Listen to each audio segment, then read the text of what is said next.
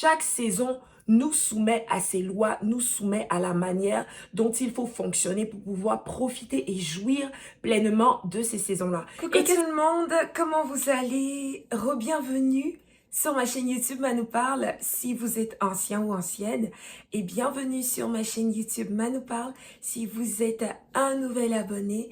Que le Seigneur vous bénisse, et ici on passe toujours du bon temps dans la parole de Dieu. Alors ça fait très longtemps que j'ai pas fait de vidéo YouTube et je profite de la nouvelle année pour recommencer, pour partir un peu à zéro. Alors vous allez remarquer que ma voix est cassée. Je m'excuse si ça sonne vraiment très désagréable à vos oreilles. Je m'excuse beaucoup.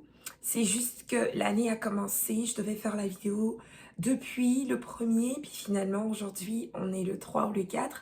Puis que je suis en train de filmer la vidéo. Donc je me suis dit, si je la fais pas là, la vie est tellement busy que je risque de finalement pas la faire. Donc c'est pour ça que je me suis dit, c'est pas grave, en montant je vais y aller quand même. Alors, je vous prie de bien m'excuser cette fois-ci pour ma voix cassée. Puis, restez avec moi pour la suite de la vidéo.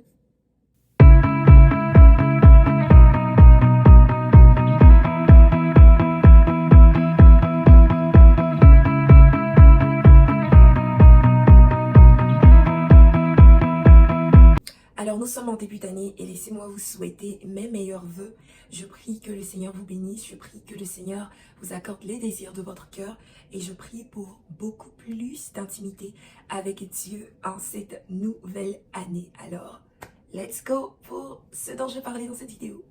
Alors là, vous allez voir que mes mots ne correspondent pas à ma bouche parce que là, je suis au montage, puis je me suis rendu compte que j'ai donné le mauvais titre. Donc, ce dont je vais vous parler, en fait, c'est de 10 recommandations pour 2024. Donc, 10 recommandations pour 2024. Et puis, j'ajoute cette précision, c'est que ici, c'est la première partie. Donc, la première partie qui comporte les 5 premières recommandations. Je vous invite à suivre la deuxième partie qui va sortir prochainement. Merci. Alors, je vous encourage à lire le livre des Proverbes. Franchement, lisez le livre des Proverbes. Ça, là, c'est important. Puis j'aimerais que vous considériez ça comme quelque chose de basique pour cette année. Lisez le livre des Proverbes. C'est tellement important et il y a tellement de sagesse dedans. Est-ce que vous savez ce que Proverbe, le chapitre 1 dit? Je vous le lis.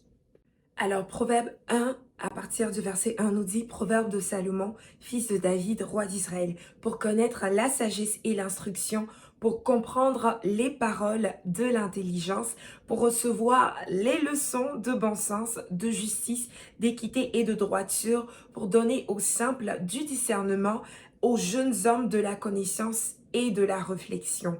Que le sage écoute et il augmentera son savoir, et celui qui est intelligent acquérera de l'habileté pour saisir le sens d'un proverbe ou d'une énigme, des paroles, des sagesses et de leurs sentences.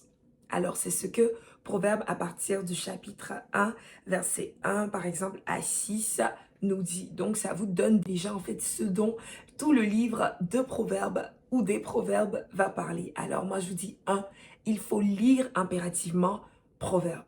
2, il faut apprendre, il faut retenir, il faut comprendre et il faut savoir que le monde fonctionne par saison. Alors que ce soit pour le monde physique, que ce soit pour le monde spirituel, tout fonctionne par saison. Alors lorsqu'on prend pour le monde physique, par exemple, dans les pays occidentaux, etc., il y a 4 saisons. Il y a l'été, il y a l'hiver, il y a le printemps, puis il y a l'automne. Alors à chaque saison, on s'habille d'une certaine manière. Chaque saison apporte son lot de conditions météorologiques. Alors, il y a la pluie, la neige, le temps glacial, la chaleur, le soleil, etc. Le temps pluvieux, chaque saison vient avec son bagage, comme le diraient les Ivoiriens. Et on ne se comporte pas de la même manière durant toutes les saisons. Alors, il y a des choses qu'on peut faire en été, mais qu'on ne pourra pas faire en hiver, par exemple.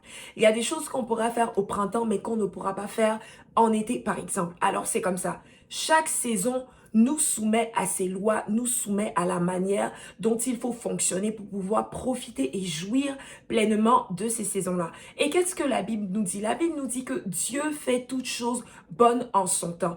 Et j'avais fait une vidéo où j'avais dit que lorsque Dieu prend son temps avec nous, c'est une preuve d'amour, d'honneur et de respect parce que les bonnes choses prennent du temps. Bref, c'est pas ça le sujet. Le sujet est que il faut reconnaître que toute chose a un temps sur la terre et que toute chose se fait en son temps sur la terre. Et c'est important.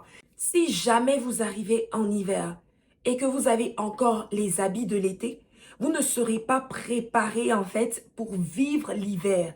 Donc vous allez subir beaucoup de choses. Donc la fraîcheur, c'est la chose la plus évidente que vous allez subir. Mais vous allez subir beaucoup de choses parce que vous n'êtes pas équipé pour vivre durant cette saison. C'est comme ça et ça fonctionne pareillement sur le plan spirituel, c'est comme ça. Quand Dieu nous fait rentrer dans une nouvelle saison, mais qu'on ne sait pas, qu'on n'a pas pris le temps d'être préparé, on ne sait pas. Puis on va subir les choses parce qu'on ne sait même pas qu'on est rentré dans une nouvelle saison et qu'est-ce que cette nouvelle saison requiert. Alors pour cette année, c'est important, impératif. Prenez ça comme de l'eau à boire, de connaître, de comprendre, de savoir que le monde fonctionne par saison. Alors, Ecclésiaste va nous dire dans Ecclésiaste 3 à partir du verset 1, il y a un temps pour tout, un temps pour toutes choses sous les cieux, un temps pour toutes choses sous les cieux, un temps pour naître, un temps pour mourir, un temps pour planter, un temps pour arracher ce qui a été planté. Il continue, il dit un temps pour tuer, un temps pour guérir, un temps pour abattre et un temps pour bâtir. Il poursuit un temps pour pleurer, un temps pour rire, un temps pour se lamenter et un temps pour danser. Il va continuer à énumérer en fait qu'il y a effectivement un temps pour tout sous les cieux. Et moi, je trouve que ceux mêmes qui sont vraiment très bien placés pour nous parler du fait qu'il y a un temps pour toutes choses, ce sont les cultivateurs en fait. Parce qu'il y a le temps en fait où on plante les graines, on met les graines dans le sol. Il y a le temps pour arroser, il y a le temps d'observation, donc pas d'observation, il y a le temps où, la plante va grandir, la graine va germer. Puis il y a le temps où les fruits vont commencer à apparaître, puis il y aura le temps de la récolte ou de la moisson. Il faut tout le temps demander à Dieu, Seigneur, dans quel temps, dans quelle saison est-ce que je me retrouve et qu'est-ce que j'ai besoin. Demandez toujours à Dieu de nous préparer à entrer dans une nouvelle saison pour qu'on puisse être équipé afin de ne pas subir la saison à venir. Alors 3, il faudra veiller sur nos paroles et faire attention à ce que nous disons. Donc, ce que nous disons au quotidien, parce que la vie et la mort sont au pouvoir de la langue, mais faire attention surtout aux engagements qu'on décide de prendre envers les autres durant cette année. Alors, vous voyez par exemple, il y a des engagements qu'on peut faire à Dieu, puis qu'on va pas tenir. Il faut faire très attention, c'est ce que j'ai appris. C'est ce que j'apprends, faire attention à ça. Et moi, je vous dis, faites attention à ça. Ne prenez pas des engagements, ne dites pas des choses avec vos bouches que vous n'allez pas être capable de tenir. Par exemple, quand tu rencontres quelqu'un, et puis nous les chrétiens, j'ai l'impression qu'on le fait tout le temps. Oh, ça va, tu vas bien. Oh non, je vais pas bien. Oh, je vais prier pour toi. Combien de personnes prient effectivement pour ces personnes-là à qui ils ont dit, je vais prier pour toi? Combien de personnes respectent cette parole? Et puis c'est quelque chose que c'est devenu tellement facile pour nous de dire, oh, je vais prier pour toi, oh, je vais prier pour toi. Mais combien de personnes prient effectivement? Alors, autre chose, il faut faire attention à ce que nous disons comme étant oui, à ce que nous disons comme étant non. Parce que la Bible nous dit que ton oui soit oui et que ton non soit non. Ce qu'on y ajoute vient du malin. Ce qu'on y ajoute vient du malin. Apprenons à dire oui, apprenons à dire non. Ça ne nous coûte rien lorsque quelqu'un nous demande quelque chose de prendre la peine de dire « laisse-moi y penser, je te reviens ». D'y penser sérieusement et de donner une réponse adéquate à la personne. Ça ne sert à rien de prendre des engagements que nous ne serons pas capables de tenir. Nous nous attachons pour rien du tout. Alors, il faut prendre le temps de penser, de dire, ok, prenons cette habitude-là de dire, ok, garde, laisse-moi du temps, je te reviens, et de donner une réponse qui va parfaitement aller avec ce qu'on est capable de faire ou de ne pas faire. Alors, 4, il va falloir veiller à être fidèle. Veiller à être fidèle. Alors, pourquoi la fidélité? La fidélité est tellement importante. La fidélité est un des traits de notre Dieu. Notre Dieu, il est fidèle et véritable. J'aime tellement ce passage d'Apocalypse. Il est fidèle et véritable. Et puis, la Bible nous parle tellement de la fidélité de notre Dieu. Et moi, C'est un aspect de Dieu que j'ai tellement expérimenté. Je suis sûre que vous aussi, vous avez vu la fidélité de Dieu dans votre vie jusqu'à aujourd'hui. Alors, on peut voir la parabole de cet homme-là, de ce maître qui partait en voyage et qui a confié ses biens à ses serviteurs dans Matthieu 25 à partir du verset 14. Donc, je vais faire long story short. Le maître, il partait en voyage, puis il a remis ses biens à ses serviteurs. Donc, à un, il a donné 5 talents. À l'autre, il a donné, je pense, 2 talents. Puis à l'autre, il a donné 1 talent. Puis la Bible ne nous dit même pas que, tu sais, il a donné des instructions, quoi que ce soit, genre, allez-y, ce que je vous ai donné là, travaillez à ça. Bref, la Bible ne nous dit pas ça. J'aime comment la Bible mentionne à chacun selon sa capacité. Mais j'aime aussi comment la Bible va mentionner ce qui suit. Aussitôt celui qui avait reçu les 5 talents s'en alla, les fit valoir et il gagna 5 autres talents. C'est très intéressant que la Bible mentionne que le maître leur avait remis ses biens selon leur capacité, mais que aussitôt que le maître est parti, en fait, celui qui avait gagné 5 talents, il a commencé à faire valoir ça et il en a gagné 5 autres. C'est très intéressant. Puis essayez de regarder ça comme ça. Vous savez, nous possédons des dons. C'est quelque chose que Dieu nous a donné, des dons et des talents. Donc, il nous a donné des choses que nous sommes capables de faire chacun à notre niveau. Et ce que moi, je suis capable de faire, comme moi, je suis à l'aise de parler devant la caméra, ça peut ne pas être pareil pour toi. Donc voilà, à chacun de nous, il a donné des dons et des talents différents. Mais qu'est-ce qui est arrivé au dernier? Donc, la Bible va nous dire, à partir du verset 18, « Celui qui n'en avait reçu qu'un alla faire un creux dans la terre et cacha l'argent de son maître. » Et vous savez ce qui s'est passé ensuite? On dit longtemps après. Oh, j'aime trop comment la Bible précise des affaires. Donc, il a remis à chacun selon ses capacités, aussitôt, et maintenant, longtemps après. Longtemps, c'est une longue période là. C'est pas défini, mais ça veut dire, ça nous indique que c'est long. Donc, longtemps après, le maître de ses serviteurs revient et il leur fit rendre compte. Celui qui avait reçu les 5 talents s'approcha, puis il a dit, ah, moi j'ai reçu les 5 talents, voilà, j'ai gagné 5. Bref.